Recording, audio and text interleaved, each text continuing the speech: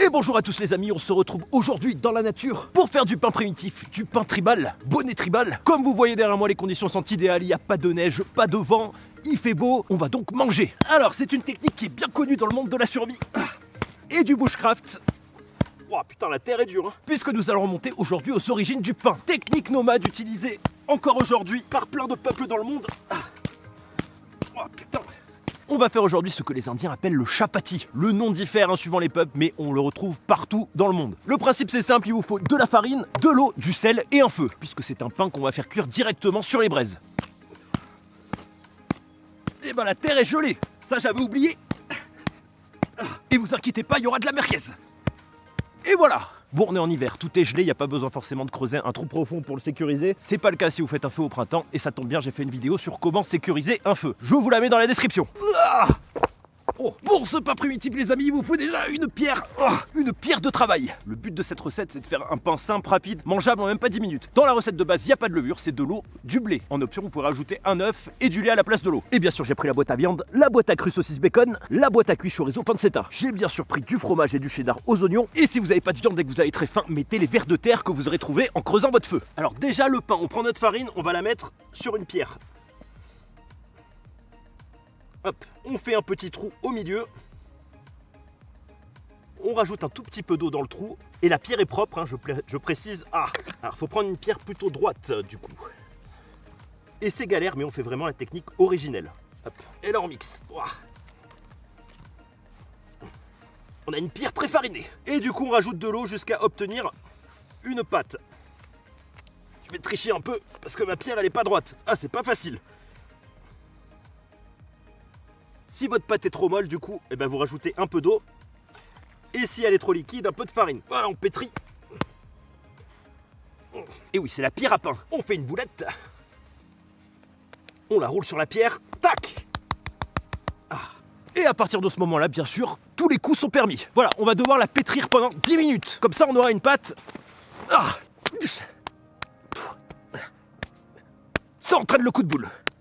Une pâte bien aérée. Et je viens de me rendre compte que j'ai bien sûr oublié le sel dans la pâte à pain. Faut le mettre avant. Et on obtient donc ceci les amis, bien sûr une belle pâte. Alors je veux tester, vous avez vu plein de variantes au fromage, tout ça, donc je vais en refaire. Le principe c'est très simple, vous prenez votre pâte, hop, vous détachez un petit bout. Vous prenez ensuite une pierre bien plate. Et vous allez bien sûr bien l'étaler. Pour faire des petites galettes. J'ai mis de la terre. C'est pas grave, ça fera des minéraux. Hop. Voilà, le but c'est que plus c'est fin et plus votre pain va cuire vite. Hop. Voilà, on les tire un peu. Ce qui nous donne les amis tout simplement ceci, avec de la terre. Et ce qui donne sans terre, du coup, ceci, voilà, si vous aimez pas trop le croustillant. Allez, maintenant on va faire un petit feu. Alors je prends les petites brindilles pour faire un petit tas juste là. On va le faire partir ici, par là. Alors il me semble que dans ce kit de survie, petit allume-feu en paraffine. Et oui, ce bracelet contient un couteau. Voilà, juste je les filoche puisque je vais utiliser un fire steel, petit plaisir de l'hiver. Mais il n'y a pas d'herbe sèche en hiver.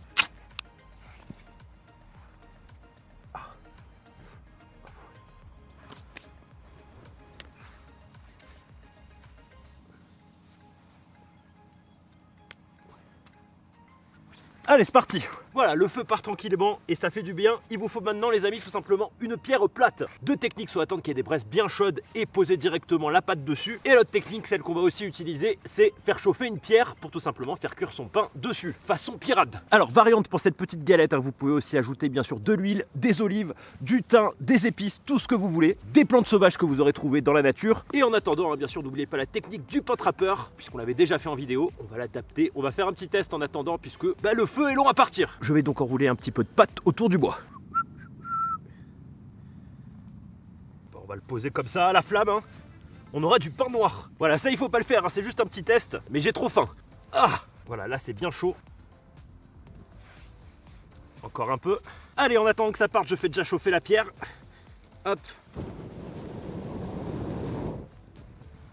Allez, petit test de goût, il faut bien sûr pas le faire sur les flammes, mais j'avais trop faim. Tiens, une pâte à pizza.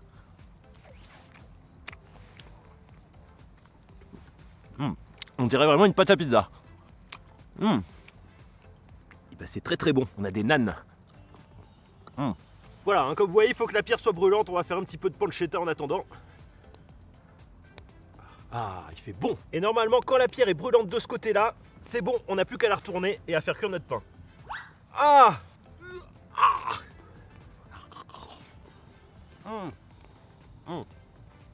Allez, c'est parti, on va faire un petit test. Et oui, j'ai toujours 4 couteaux sur moi. Hop. On va la poser là, on va la mettre à plat. On prend notre pain et on l'étale dessus. Ah oui, la pierre est chaude. Je mets une deuxième pierre pour le bacon. Et vous savez quoi, je remets carrément la pierre. Comme ça, il y aura du fumé. Ah, là, on est bien. Allez, je la retourne quand même pour pas que ça brûle. Alors, il y a du noir, hein, malheureusement. Pour la cuisson à la pierre, il n'y a pas trop de choix. Ça va pas nous tuer sur un bout de pain. Et ça commence à être bien dur. Allez, un petit peu de bacon. Ah, hop. Allez, encore 1 minute ou 2 et c'est bon.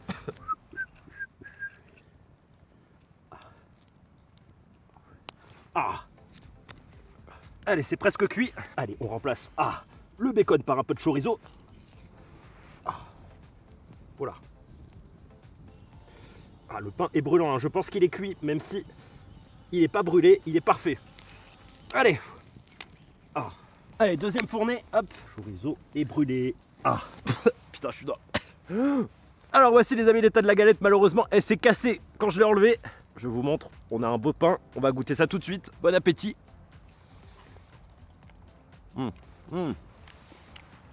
Alors c'est simple, on a exactement le goût de la pâte à pizza. Je mets un peu de chorizo, on se fait un petit sandwich. Bon app. Pizza au chorizo. Voilà, bon appétit à tous.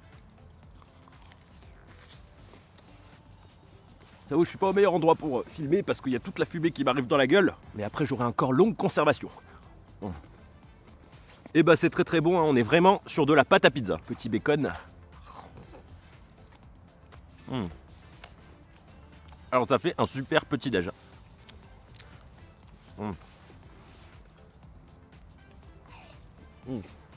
Allez, maintenant que la pierre est bien chaude, on va faire une petite merguez. Hop. Et pendant que ça cuit, je vais refaire de la pâte parce que j'ai envie de faire une galette au fromage.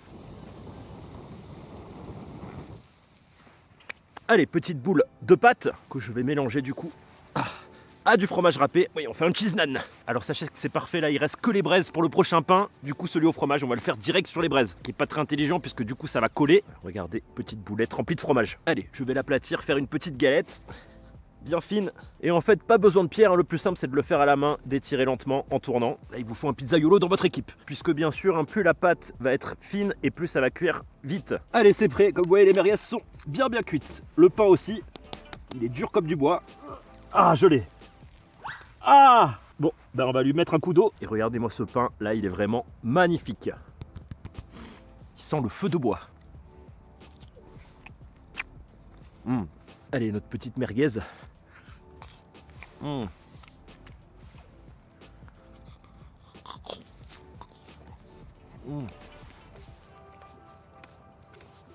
Pizza à la merguez. Alors maintenant on va faire notre naan, hein. Pour ça je vais enlever tout simplement la pierre. On va relancer les braises, les nettoyer un peu, c'est-à-dire enlever la poussière en soufflant, et poser notre pain au fromage. Ouais, bien grillé ça là. Un petit peu de charbon, ça fait digérer. Allez, allez, on enlève la pierre. Hop, pour laisser apparaître les braises. Là on a de la belle braise, on va souffler un peu dessus. Voilà, regardez, du beau charbon de bois ici. Je fais un petit peu de place, j'élargis un peu. Et c'est parti. Bon, j'espère qu'il va pas trop coller. Et ben on est bien ici, près du feu, avec son petit pain à pizza. Je voulais faire un petit point avec vous parce qu'il y a des trucs qui me font rire. Puisque quand vous faites la bouffe dans la nature, ben ça arrive souvent, hein, vous savez, qu'il y a un peu de noir. Alors là, on n'a pas. Là, celle-là, on l'a fait parfaitement. Et il y a toujours des gens qui me disent que je vais attraper le cancer. Si ça reste occasionnel, ce n'est pas grave. Les études qui ont été faites là-dessus, où effectivement le noir sur la nourriture cramée est cancérigène, sont des études qui sont faites sur les anglo-saxons. Et notamment ceux qui mangent énormément de barbecue. Par exemple, prenons l'Afrique du Sud où ils se font des barbecues tous les week-ends entre amis, parfois même en semaine. Effectivement, si vous mangez de la viande 2 à 3 fois cramée par semaine, là c'est pas bon. Maintenant, si ça reste 1 à 2 fois par mois, c'est pas très grave. Voilà. Puis c'est dommage de jeter la nourriture parce qu'elle est cramée. On va le retourner, attention. C'est un petit peu collé, mais c'est pas très grave. Il est bien cuit, ce côté-là en tout cas. Et on le repose. Allez, c'est parti, à table. Il est bien cuit. Ça sent le fromage. Allez, je vous souhaite à tous bon appétit. Regardez-moi ce petit pain au fromage. Vous pouvez voir juste ici le petit fromage grillé.